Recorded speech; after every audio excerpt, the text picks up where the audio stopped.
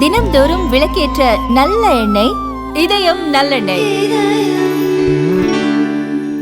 கர்நாடகாவின் முதல்வர் சித்தராமையாவின் பேச்சு தனக்கு வேத வாக்கு போன்றது என துணை முதல்வர் டி.கே. சிவக்குமார் தெரிவித்துள்ளார்.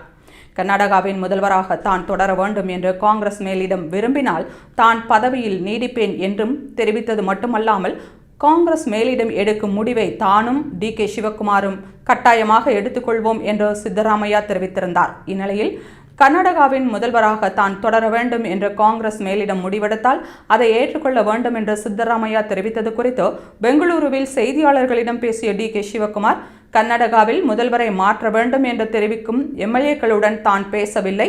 தன்னை கர்நாடகாவின் முதல்வராக்க வேண்டும் என்று அவர்கள் பேச சொல்லவும் இல்லை. காங்கிரசின் சொத்தாக சித்தராமையா இருந்து வருவது மட்டுமல்லாமல் அவரின் வழிகாட்டுதலின் கீழ்தான் அரசாங்கத்தில் உள்ள ஒவ்வொருவரும் ஒன்றாக இணைந்து வேலை செய்து வருகின்றனர் என்றும் தெரிவித்தார்.